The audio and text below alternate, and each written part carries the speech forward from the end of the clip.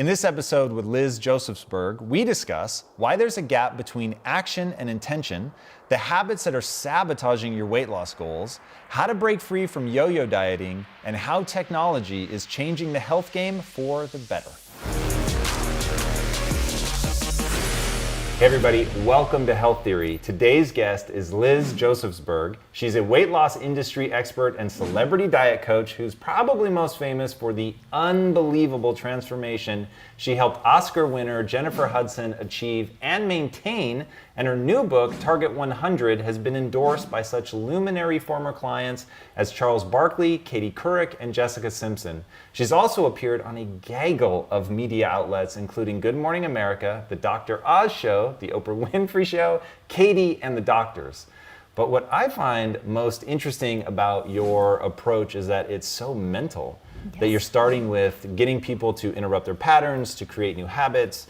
Why are you so heavy on the mind? You know, I don't think that there's one person out there that doesn't know a better food choice, right? You know an apple is a smarter choice than a Snickers bar. There is a giant gap between intention and action.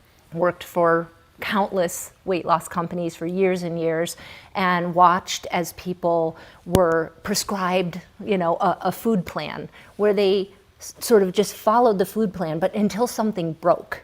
And it was the same for me. So I was like, I really want to understand what's happening in people's minds and why is it that they can stick to something for a certain amount of time, but then it ends.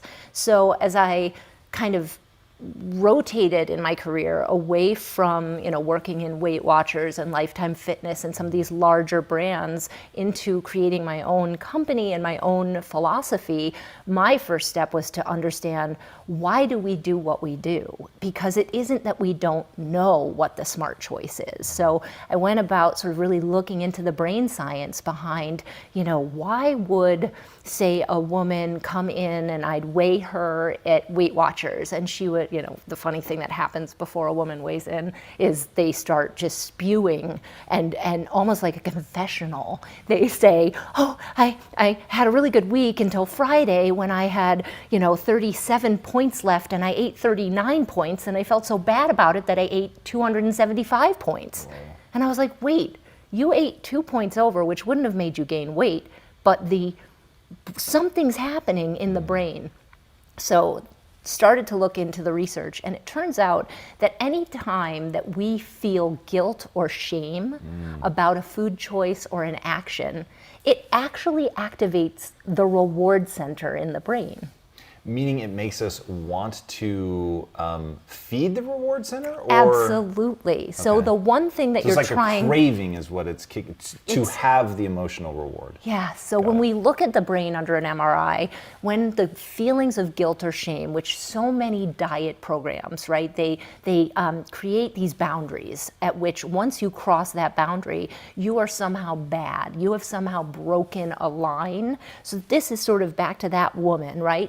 She felt like she had done something wrong. She felt guilty and shameful. So that drove her brain into the reward center, lighting up. And then she goes for whatever it was that she was trying to avoid. So a gambler is going to gamble more as they're losing, right? The shopaholic is going to spend more money and shop more as they feel more guilt and more shame over what it is that they're doing. So my entire philosophy and process was, how do I figure out how to move people away from these feelings of, there's a specific program that if they don't stick to it perfectly, they therefore are bad, they therefore have broken something and it's over, right? Because that was the process that I found myself going through, was I would lose weight. There was a finite ending to that. Maybe I reached a weight goal, or I did something wrong where it broke down. And so I didn't just go back to like sort of healthy eating. I went back to the most unhealthy eating there is in the world, right? Binge eating and overeating and all of those things.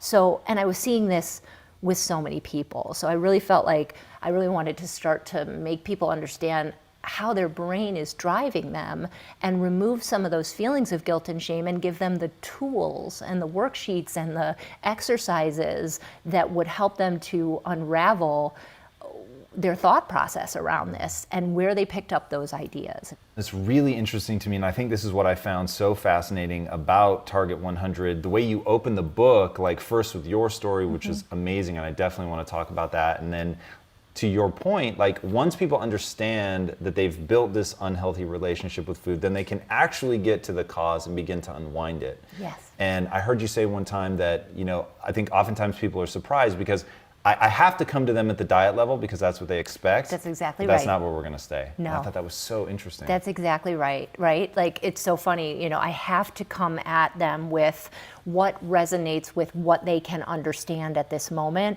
but where I take them is so deep and so much further than what they've ever thought about their relationship with food. And I have sort of a tagline of like, I say, I'm going to return you to a normal relationship with food. We have a really strange relationship with food in this country. I think we've lost our way in many ways. I think dieting and all of these sort of extremes that have come in and come out, going into a process and sort of slavishly or following the rules that somebody else has set out that worked for them, right? I always say for my clients, I say, like, let's pretend we're going to a hat store, right? If you were going to buy yourself a hat, you'd try on a whole bunch of hats. And if they didn't look good, you'd take them off. And you would pick up the pieces that kind of looked good about that hat and you'd go to the next one. So I'm always encouraging people to not turn themselves over. Use these programs. They're amazing. You'll learn something from doing them, but don't beat yourself up if it isn't your long-term plan that you're going to stick to completely, which that's where I think this thing gets set up for people is they do one of these things, they go to Weight Watchers, they stay on it for 4 weeks or so, and then when they can't sustain it, they feel like a failure, and those feelings drive them to overeat. So unraveling that is to try to look at this process from a whole new lens, and that's what Target 100 is for me, right? So I had to lead them in with, I'm giving you a parameter, I'm giving you sort of a program to follow, but if you read the book, it's based on the image of me doing archery with my sons. And I say, I want you to go into Target 100 and imagine, when you go out to do archery, you aim for the bullseye, right? And I had never done it before, so here I am aiming, I'm hitting the house off to the left. I'm not doing well at all, but I did hit a couple of the outer circles. And it was one of those moments where I was like, oh my gosh, this is how I want people to approach their dieting or their moving through a lifestyle, is that they wouldn't, if they got near the bullseye, they would still get points. So that's sort of the entire ideology behind Target 100 is, I ask you to kind of limit yourself to about 100 grams of carbs a day. And I always say about, because if you got 93, it'd be fine. And if you did 107, you'd be fine.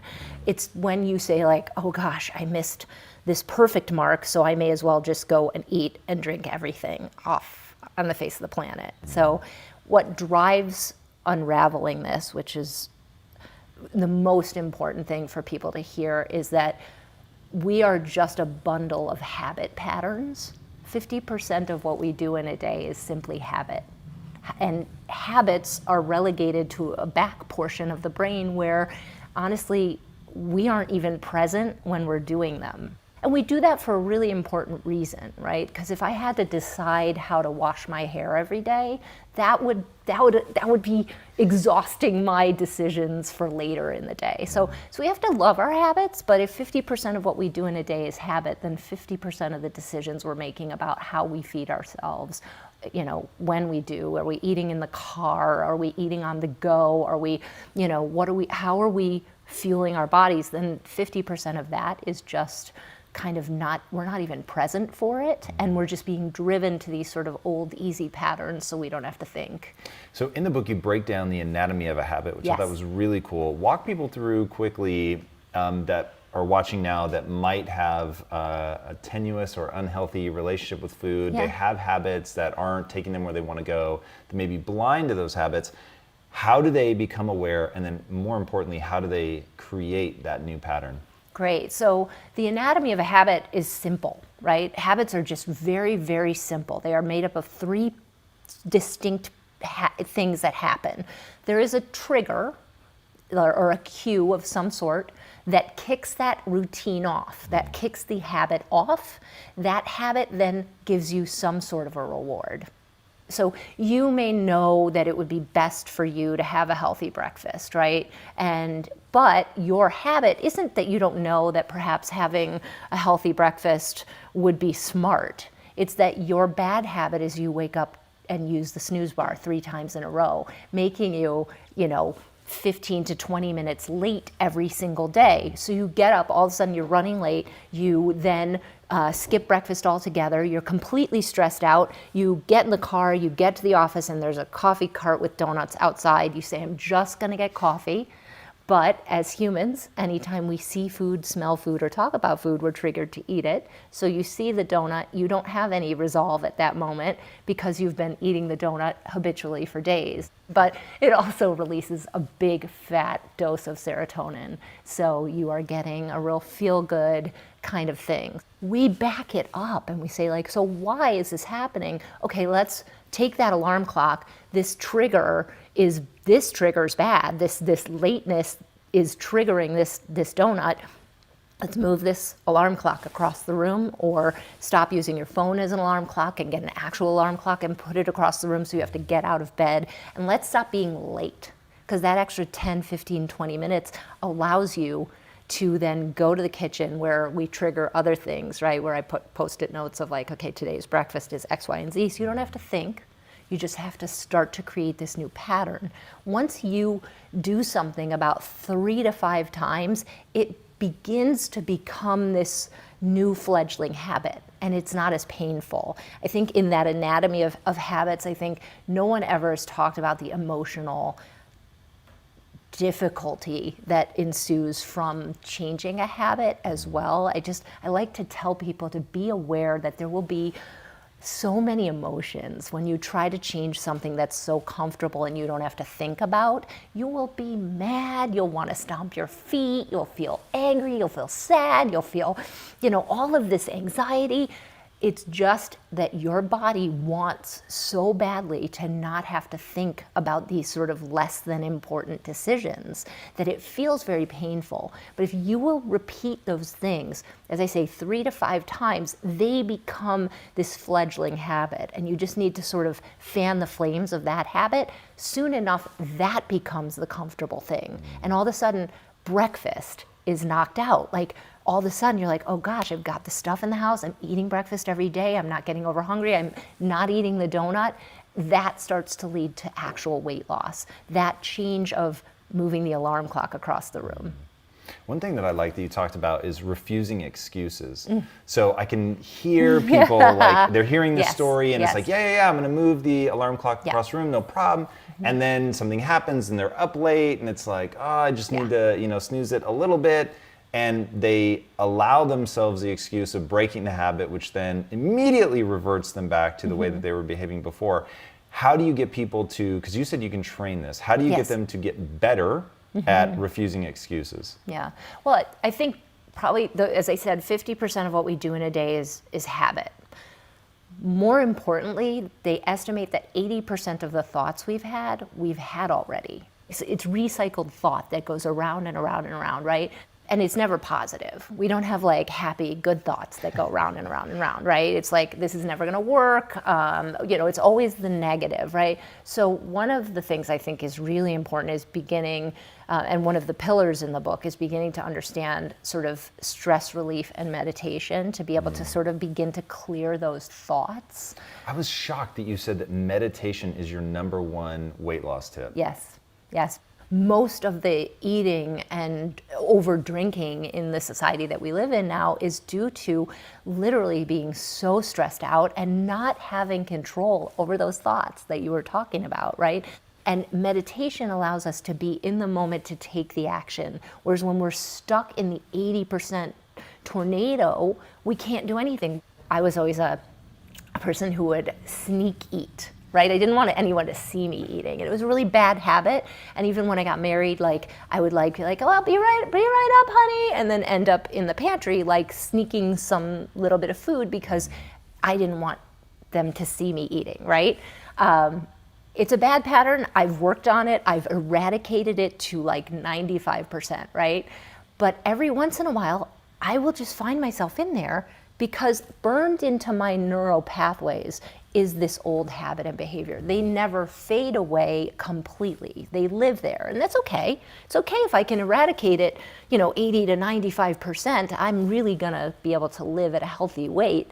But when I understand that it's still there and it happens, I don't need to feel guilty or shameful, but I just need to immediately go back to, right? So if you hit that snooze button the one day, it's not over. You didn't do anything wrong. You didn't do anything bad. It's just that this pathway still lives there, and you want to go over and reiterate the new pathway that you're working on. I'd really like to hear your story because it's super powerful. You open the book by saying, I don't think anybody knew the words body shaming back in my elementary school when I was growing up in the 80s. And I think it's really interesting that you've been able to unwind that. You said that you were bullied mercilessly for your weight. Yeah. And as a child of the 80s, there weren't a lot of heavy kids. And so when there was one, they got targeted pretty fast. Yeah. So what was that like, and how on earth were you able to unwind the narrative about being somebody who is overweight? Yeah, that is such an important piece of this because, whether we have been shamed like I was by outside sources, most of the people that I work with are shaming themselves worse than anyone outwardly has ever done. I was just literally, again, habitually putting myself down based on what had been given to me externally, but what I was also coming up with internally about me being less than and less worthy and ugly, fat, all the things that I came up with. That became my identity. That became just a running narrative, right? It was almost like if you had a radio on in the background and you just stopped noticing that you'd left it on, that was just always going on. And I didn't even realize it was on. I started this book by giving you a program, right, that you could understand, that you could stick to, that starts with looking at your environment. Right, starts with you being able to clear out your house of some of these foods, and so once you just do these things in your environment level, which it's really simple to kind of go through your environment, say like, wow, those ice cream bars, they got to go because I'm not going to do well. For me, it's Chardonnay. You can't have Chardonnay in the house. Open bottle of Chardonnay is not going to make it through the night in my house. That's a trigger for me. So I clean up my environment. And I start behaving differently, right? Once you change the environment, you begin to behave differently.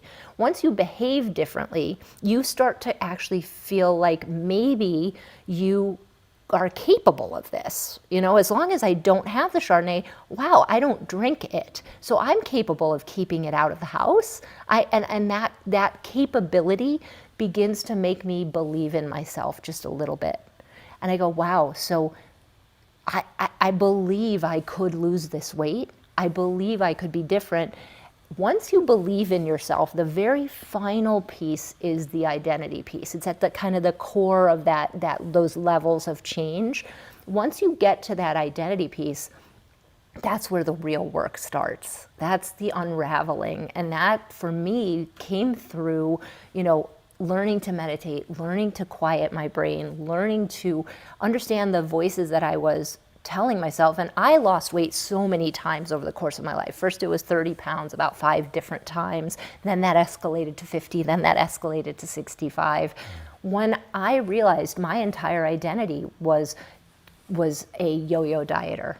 I could lose the weight, but I couldn't keep it off, is what I told myself. And once I heard myself telling myself that, then I could begin the work to say like, okay, what is it that I want to see happen now? But until you do that sort of internal work, journaling, meditating, talking to friends who've known you for a very long time, examining where you picked up these ideas about yourself, this is going to persist. No, that makes a lot of sense. So going back to, as you're beginning to build yourself out of this, you talk about people having the urge to quit, whether it's exercise or whether it's something more long-term. How do we exercise that muscle? How do we begin to push farther to not give in to that urge to quit And maybe most importantly, how do we begin to earn that credibility that you talked about with ourselves? Well, I'm a huge proponent of baby steps, and everything in my teaching and in my philosophy is about going, just the tiniest bit further than you did, and then literally cheering yourself on. I think those two things are underrated in this process. How do you cheer yourself on? People ask me that question all the time, and I think it's so important. Well, I think it's this change over into one of the big principles additionally to kind of quieting guilt and shame is that we now know that gratitude and just the practice of gratitude when we look again at the brain under an MRI scan, gratitude releases serotonin and endorphins in the level of almost like a low-level antidepressant. And so learning to kind of practice gratitude and learning to be proud of yourself and grateful. I make people laugh because it is always for me Chardonnay. And, there have been nights where I'm like, what, it was New Year's Eve a couple years ago, and I was like, what, I've had enough. This has been a December to remember. I need to cap it tonight. It's New Year's Eve. I'm just going to wait at 8. I'm going to have a couple of glasses of wine tonight, but it's going to be a low-key night. So a friend invited us over for a brunch. We literally knock on the door, and she opens the door, and she's holding mimosas at noon. And I was like, well, this wasn't in the plan. And I made the conscious decision that I was going to enjoy the mimosa that she handed me. Number one, I was aware of it. I made the decision, right? I was there. I enjoyed that, and then I ended up drinking probably 4 more drinks throughout the rest of the day. So I did not hit my target. The old me, when I opened my eyes that next morning, the old me would have literally been berating. How did you do? You said you weren't going to do that. You're a loser. You're this. You're that. Before I even opened my eyes, I feel like there's a 100-pound weight on my chest because I'm now just a bad person. The new me, literally, I opened my eyes and I was like, at least it was 5 drinks and not 6. Love you, girl. You did good. You drank some water, too. You're awesome. Waking up like that versus waking up with that weight on you allowed me to then sort of skyrocket into that next day. It's so counterintuitive in the diet world. It's all about beating yourself up and shaming yourself, and you're not good enough and you didn't do well enough.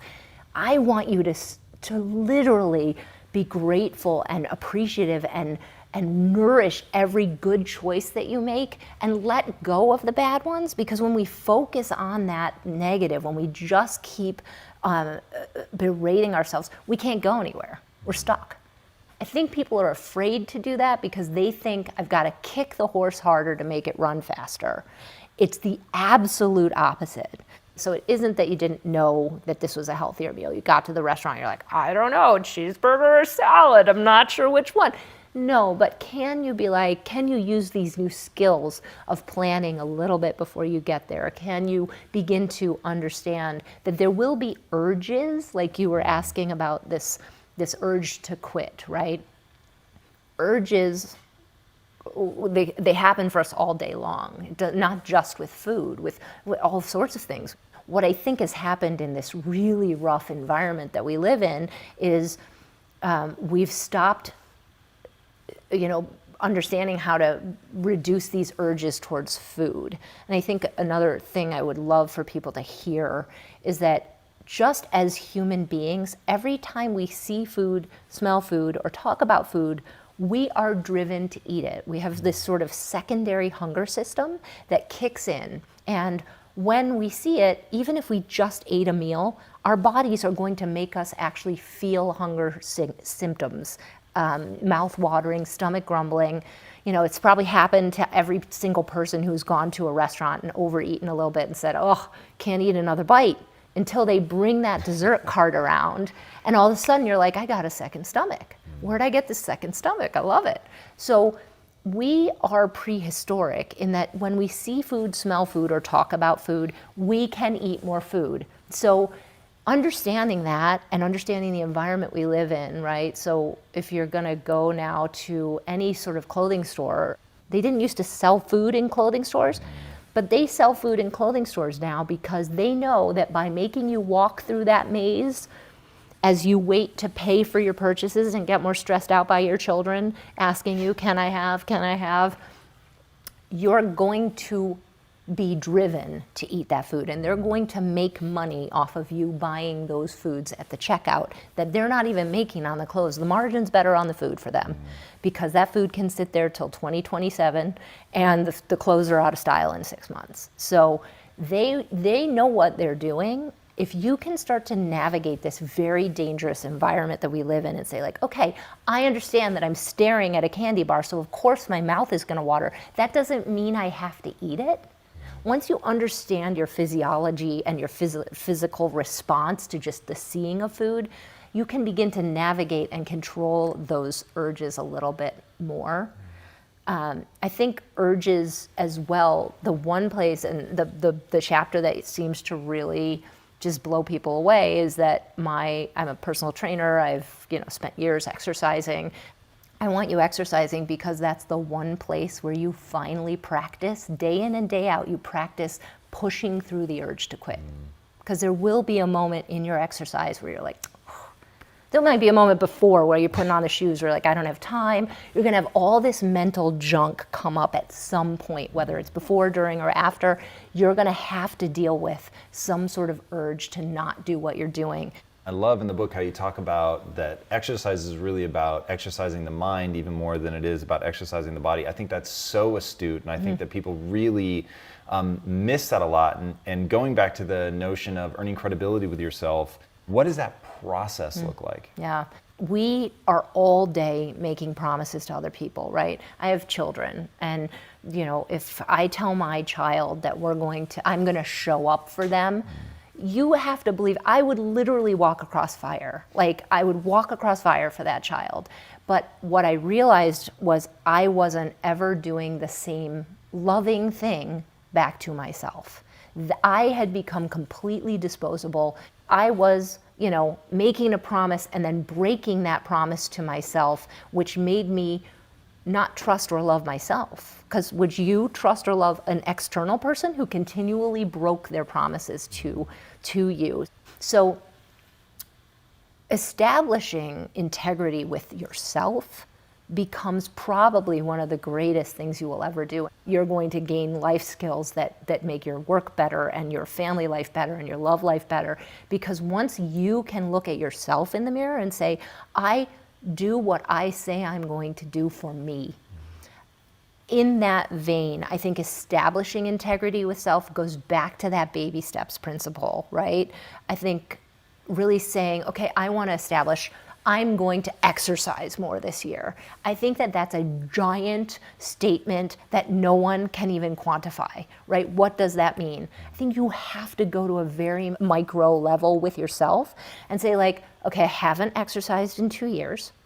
I don't even have a gym membership. I don't have shoes. I don't know where I would go. I think week 1, you don't set foot in the gym. Week 1, it's you. The only promise you make is that you're going to spend 30 minutes to an hour calling your friends to say, where do you go? What do you like? Put it out on Facebook. I don't know. Put it on Instagram. I'm looking for ideas. And whatever lands with you, next week, you have to book a class and get your clothes for the following week. So it's just booking that class and getting the clothes week 2. So you can actually achieve this. Someone who just says, I'm going to work out and has to figure out where they're going, buy shoes, do this, they're never going to do it. It's not realistic. It's never going to happen. So back it up, break it down into manageable chunks that you can keep the promise. So as people are going down this road, I know for a lot of people it can be very overwhelming, especially with diet. What should I eat? What shouldn't I eat? You have a pretty simple, straightforward way for people to begin to make good choices, going back to that notion of it's better to be sort of directionally correct. You're still getting some points rather than, just throwing it all to the wind and I don't know what I'm doing. And so you just don't make any effort. How can people begin to plan out their meals? Yeah. What I discovered after working with so many thousands of people is we basically eat the same thing over and over and over again. And I have a worksheet in the nutrition chapter that literally is called the 5-5-5 worksheet. And it's what I do with a client, a private client. I sit down on that first meeting and we go through like 5 healthy breakfasts that they like. Not that I like, not that came from some other person, but that they would actually eat. Maybe they hate eggs, but I love eggs. So we're not going to put eggs on your meal plan. So we go through and we designate 5 breakfasts, 5 lunches, and 5 dinners, and 5 snacks that we know are really good choices, but they also really like. So if you've designated these meals and you have things on hand that will, making those meals easy, you always know you're kind of set. My program is meant to be a moderate, loving, gentle, expandable program because I know about all of that junk that's going to happen in their head. I'm trying to get them to a place where it doesn't need to be so hard. Like, I don't want to count 4 numbers to divide by 10 to get another number. I think simplicity and understanding that we're very habitual creatures, understanding and leveraging the habit patterns that we were talking about. Leverage your habit. Don't hate your habits. Don't be mad at your habit. Create new ones and leverage it. So there's sort of a moat around your castle. Like, you just kind of wake up and you make one of these great 5 healthy breakfasts and you don't even think about it anymore. I always call it the beginning of your healthy meal repertoire because we're just going to add to it, right? So your friend calls and says, let's go out for Mexican. And you're like, oh God, what am I going to do? How am I going to do this? And you kind of do a little bit of research and you realize, you know what, I'm going to get the fajitas. I'm just going to eat 1 tortilla and get the rest of it over salad. I'm going to try that, see if it works, right? Try on that hat, see if it works. It works great. Now I know every time I go to Mexican, I've got this sort of go-to thing that's really yummy and I like it and it works with my program. So it's like that understanding and doing things that are right for you in your life, very important. A word that you used around that I liked a lot was fluidity. And you talked about how part of what makes your program work so effectively is there's just a fluidity. And you were saying that I've never seen anyone ever stick to a diet where they had to give up their favorite food. Yeah. And I thought that was pretty interesting. How do you work with people to incorporate that when you have a slight number system, but it's really pretty light? Very light, very light. Coming out of the Weight Watchers world, right, which is a low-fat, almost no-fat diet, and I started to really disagree with it about 5 years ago, and I'm trying to help the Weight Watchers members who've been stuck in this mentality sort of gently teach them about moving into high-fat foods and not fearing them, because I get to work with these people face to face. This is real. Like, people are stuck in the 80s. I'm not kidding. Like, they're stuck and they're like, where are my snack wells, man? Like, I'm like, you shouldn't be eating that. Like, how do I move you? So yeah, this is a very gentle movement and fluidity, and in eating the things you love and learning to manage the things you love is the key. Like, that is, like, for me, I drink wine. And yes, I've definitely fallen on my face with that, literally, more than, I've had my issues learning to manage it, but I came up with a personal system that really works, right? Like, I don't have it in the house. Before I can have a glass of wine, I have to have a glass of seltzer. In between every glass of wine, I have to have a glass of seltzer. That spreads out my drinks. Now that's habitual. If pizza is your thing, if you make it taboo over here, it's now bad, right? What happens when something's bad and we feel guilty or shameful over eating it? We're gonna highlight that reward system. We're gonna go overboard with it. So I'm trying to get people to say, like, okay, I am gonna look at my week, and on Friday night we are going out for pizza and I'm going to have it, but I'm gonna have a salad first, right? I'm gonna do some behavior. I'm gonna shift some behavior around that food to see how that impacts me. I may still fail. Not fail, it's a terrible word, but I may still not do as well as I was hoping I would, like my mimosa day, but I learned something, and I'm gonna keep chipping away at this thing that has become something bigger than food, right? That is now bigger. That pizza is now not just pizza. It's like, it means so much more. So you've got to kind of chip away at that and try different behavior around it. I love that you stopped yourself from saying the word fail. Yeah, I think I was like, oh. That's so strong, though, that words matter. They do. Talk a little bit about that. Yeah. Like, how do you help people begin to change the language of how they refer to themselves or how they think about food, and how important the actual words are?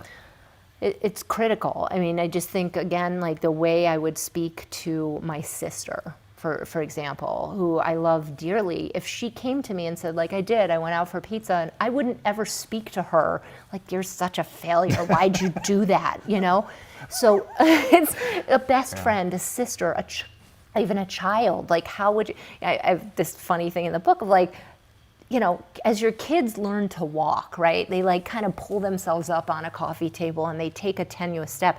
That would be like me walking over and shoving that kid down and saying, well, you didn't walk across the room, so down with you, right? That's the way we treat ourselves. And this is the other thing. Every action that we take has a positive intention, right? So even a drug addict taking heroin is just doing it because they want to feel better, right, than they do at that moment. Same thing with food. You know, you're beating yourself up all day. You're getting a pretty powerful hit of serotonin every time you eat. So you're not dumb. You're pretty smart. You're making yourself feel better. When you can look at yourself from that lens and say like, oh, I'm so nice to me. I love me. Oh, I was all that time with those 65 pounds. I was trying to make myself better. I just was doing it in the wrong way. That kind of language towards yourself is a total change. Yeah. You can actually progress from that spot of loving yourself enough to say like, yeah, I don't like the result that I was getting going down this road. I think I want to try keto. Great, go ahead, try it. Let's work through keto and see how that feels for you. See if that works for you. If it doesn't, let's see what pieces you picked up. Like, oh, I can add avocado to absolutely everything and it's delicious. So you're very clear in the book that there's no one-size-fits-all approach, but you have a couple sort of broad stroke things that you would say, I think most people, if not everybody, would benefit from. What are those sort of broad strokes? So Target 100 is based around the number 100. It's sort of a metaphor for you being your 100%, right? Like not mine, yours. As I say, the book is filled with worksheets for you to kind of chisel down on a lot of what we've been talking about, but it's built on 6 pillars. So one would be nutrition. Number 1 would be that sort of looking at reducing carbohydrates. And again, it's a gentle movement away from processed foods into about 100 grams of carbs a day, which is by no means a low carb diet. It's, you know, Atkins is 50, keto's 20, 25. Like you're not low carb, but it's giving you just enough of a push to say, let me look at this meal and see what I can do to zhuzh it into higher protein, a little bit more healthy fat, and lots more vegetables. I think the pillar that blows people's mind the most is that hydration. I'm asking you to get 100 ounces of water in a day, which to me is nothing at this point. I'm like, oh yeah, I blow through that, no problem. Most people, 75% of America is walking around critically dehydrated, like critically dehydrated. So none of their systems, we're 65% water with our brain and our heart being up to 78% water. Your brain and your heart are your 2 metabolic powerhouses. So if those are completely empty, low on gas, not functioning, you're not going to feel your best. You're going to mistake thirst for hunger. So hydration is huge. Movement. So I separate movement and exercise as 2 pillars. People are often like, I don't understand, right? I'm trying to get people to understand that we are hunter-gatherers. We need regular just movement, walking, doing, you know, the dishes, doing the laundry, gardening. Those kinds of things are essential for our bodies. So I'm trying to get people to add 100 minutes of movement to their week. So that could be, 5 20-minute walks with friends, walk breaks. I often counsel clients to get a headset, and when they have calls, I have them trigger themselves to stand up until it becomes a habit where every time the phone rings, they stand up and they pace during their calls, because we need to not be in this position for so many hours a day when we have restricted blood flow to the legs, we have a lower heart rate, things that don't help us. So movement, exercise is just 100 minutes of exercise. Again, I'm coming from a gentle move from maybe no exercise into 100 minutes in a week. Now that could be just 3 30, 35-minute sessions during the week of, getting that heart rate pumping and starting to stress the skeletal system. Gently starting that and then pressing further with that once that becomes your habit. And stress. So 100 minutes of stress relieving exercises. So that could be learning to meditate for 10, 15 minutes a day. That could be getting massage. That could be even yoga, some restorative yoga that relieves stress. It could be reading or knitting. People just don't understand the stress response in our body. And we are in a horrible environment at this point, right? They estimate even just the lighting in most of the large, big box stores is so stressful to our system that we are in a huge fight, like going to Costco, fight or flight the entire time. Like just that particular type of lighting.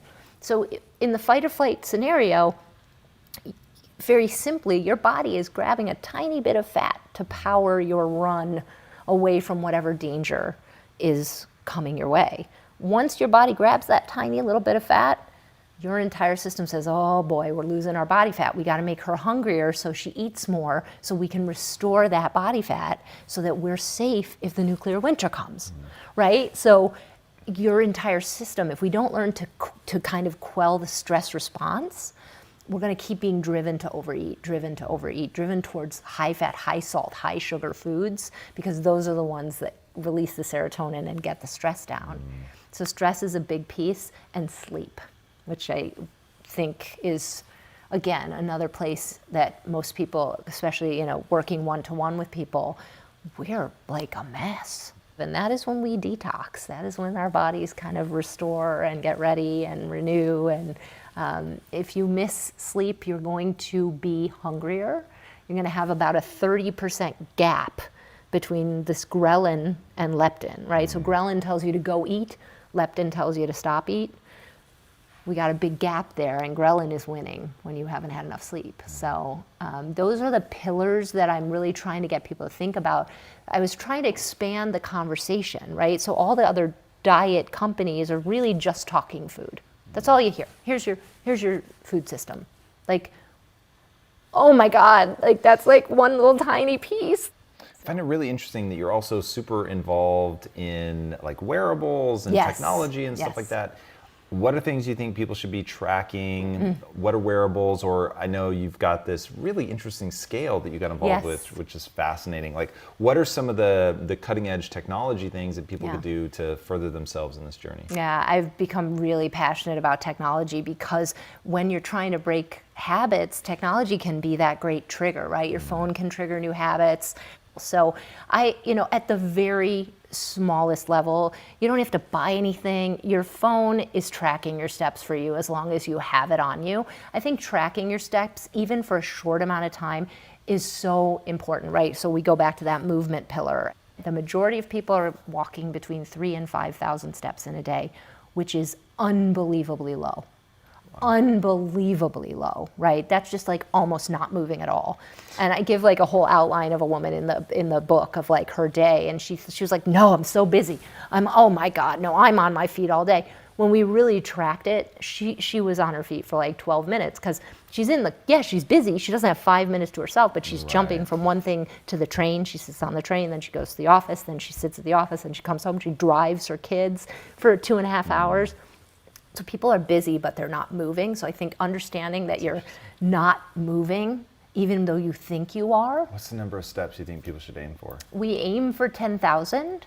Secretly, I'd love 12. I mean, we're meant to be moving. And there's so many, as I say, little ways that you can get this in. But again, creating habits around it. I have so many people who just, it's just their habit to jump in the car and drive to the train, even though the train's only 0.5 of a mile. And so we, kind of working on like that baby steps, right? We kind of start to leave the house 10 minutes early, like getting you to think like, okay, this is a non-negotiable. I'm going to do this, or I'm going to get out one train stop early, or whatever it is.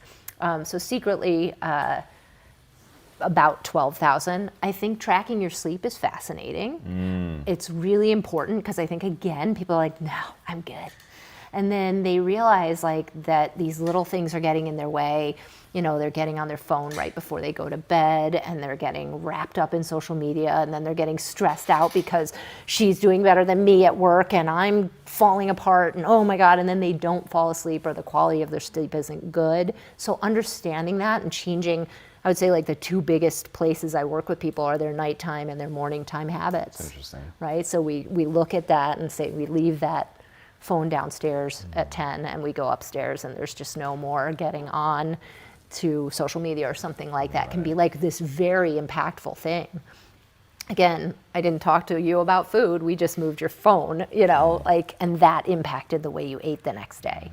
So tracking that, I think really interestingly, I think, tracking your exercise and some of these new programs that are emerging, things like an Orange Theory, where they're helping you to understand and tracking, how many times you're showing up there, what is your heart rate and what is your max heart rate, and they're helping you in a really user-friendly way to understand things like Peloton. I mean, changing the world to be able to gamify and make a community in your own home. I mean, this is what I saw worked at Weight Watchers.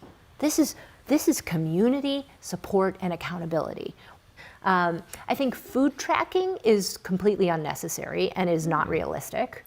I came from 12 years at Weight Watchers where their number one thing is you have to track your food. Right. There wasn't one person, barely one person did that because it's simply just not realistic. It's very difficult. It's very, you're like, oh, how many beans were in that salad? I'm not sure. So there's a lot of guesstimating, and I think guesstimating throws people off and makes them feel like they're not doing a good job, so they quit it anyway. But just knowing what you're eating and looking at portions and changing your plate size, for me, way more impactful than ever counting your calories in some way, shape, or form. So I would say don't worry about that. I encourage people to weigh themselves on a scale that's tracking more than just your weight. So body fat, lean mass, inflammation, any scale that will give you some more metrics so that as you're losing weight, because there will become moments where the scale goes nowhere, but you're dropping body fat, right? As we add exercise and things like that. I used to see this at Weight Watchers all the time. Someone would come in and they'd say, so excited I added exercise this week, I'm gonna really lose weight. And they would not lose weight because they're inflamed, of course, and that would throw them so badly that they would then quit because they're like, wow, so I did everything right, plus added exercise, I guess this doesn't work. I need people to understand their physiological body a little bit better, and that when you add exercise, you're in an injury state and your body will rush fluid around those injuries and you will appear to have gained weight on a traditional scale. But you will begin to see, okay, the inflammation of the water content in my body is high right now, but my lean mass is getting higher, so I'm doing something right. So you start to see new ways of just a scale is a really poor tool. I have people weigh in. I'll do like a 30-day weigh-in challenge, and we track that weight because I want them to see that you can do everything right in a week, but during the course of the week you're going to be all over the place. We hope that by the end of the week we're somewhere in a downward trajectory, seeing a new low at some point during the week. It could be on Tuesday, it could be on Thursday, don't know, right? So you need to be understanding that day in and day out fluctuations can't be your reason that this isn't working, because this is a very complex machine. So really getting to know it. So I press people to get to know it really, really well. How does your body lose weight? Pretty much everyone I've ever worked with, they have their own pattern, right? I have one woman, she is awesome and she's just killing it. She's doing all these great behaviors and she's really and she just holds tight, and then all of a sudden, like 2 weeks later, she'll drop like 4 pounds out of nowhere. But that's her pattern. That's the way her body lets go of weight. So everyone really has different patterns and styles in which their body becomes feeling safe enough to let go of some weight. You mentioned the scale. It's called the Shape-A scale, and I've been consulting for them because they have a scale that doesn't have any numbers. You never see a number because those numbers, as I said before, can throw people. So now when you step on the scale, you simply are given a color in a gradation to let you know if you're moving in the right direction or if you're not moving in the right direction, and you're given a chronological age to let you know like what your health, and it's reading 7 different indicators when you step on. Wow. So you can get over your fear of the scale and get into the habit of stepping on something every morning. Because what we now know is just the act of stepping on a square on the floor, it actually informs your behavior for the rest of the day. How crazy is that? It's because you said to yourself, I care enough to just do this for me. And I think that says, well, why don't I have a good breakfast? I got on the scale, why don't I have a good breakfast? So if those numbers make you crazy, this scale I think is a really lovely and gentle way to get into the habit of stepping on something. And then you have the opportunity to kind of flip over and see those numbers. If you become ready, you'll see your entire history and you'll be able to kind of like loving and gentle, move into this place that has a much better dialogue. Technology is going to be that thing that turns the tide on this, between, take a Peloton type technology where you're creating community and you can do this right from your home. You can meet people across the world. You can see your stats. You can have all of this recorded between that and, now then if you want to, you can have your groceries delivered online so you don't have to go to the grocery store and get tempted by all the things in the aisles and you just have it, all delivered to you. Technology is going to be a great game changer as we continue to go forward and begin to kind of collate it into one place. Right now it's very disparate, I think, but there's going to become this moment where it all comes together, and that's where I want to be. So yeah, I totally agree. Yeah. All right, before I ask my last question, tell these guys where they can find you online. Yes, so you can find me at Liz Josefsberg on all social platforms. And we have a great website for Target 100 as well, where, my goal with Target 100 was not to keep this a secret. That's why the entire formula is on the cover of this book. My goal in life is to help people. So I have a website designated where all of the rules to the program are there with videos from me, and some of the worksheets are there, where you can just kind of like go and check this out and see what it's all about. So target100program.com, Liz Josefsberg on all of the social channels as well. Love it. All right, my last question. What's one change that people could make that would have the biggest impact on their health? Hydration. Yeah. If you just said, I'm going to start drinking more water today, the impact on your health would be incredible. As I say, that's the one that blows people's minds. You will feel better. You will have more energy. Your skin, hair, nails, everything will be better. So I would say trigger the behavior though, right? It's not going to happen from you listening to this podcast. It's not going to happen. You're going to have to intentionally set those triggers up and have that become a new habit for you. No, I love that. All right, guys, I think that last answer really sums up what I think is so magical about her. Everything, she's coming from a very simplistic, very doable day in and day out approach that's gonna have that impact on your health that you're looking for. I was refreshed in 1,000 different ways with how accessible her information is, how relatable her story is, and how much she's really looking at what works. So whether it's approaching things mentally instead of just talking about food over and over, and you get that sense of history, that she's been through it, that she's gone on her own weight loss journey that started when she was a kid, and really, we didn't even talk about this, but starting as a receptionist at Weight Watchers and working her way all the way up to being an executive in the company, being a spokesperson. It's really pretty extraordinary. She worked in every element of that and then stepped out on her own based on the things that she learned to really create something that has that breadth. And just reading the people on the back of the book that are vouching for it are some pretty extraordinary people saying some amazing things about her and the program. So if you have any interest in a new way of approaching weight loss that has as much to do with the mind as it does to do with the body, I highly recommend this. If you haven't already, be sure to subscribe. And until next time, my friends, be legendary. Take care. Liz, thank you so much. Thank you. Thank you guys so much for watching and being a part of this community. If you haven't already, be sure to subscribe. You're going to get weekly videos on building a growth mindset, cultivating grit, and unlocking your full potential.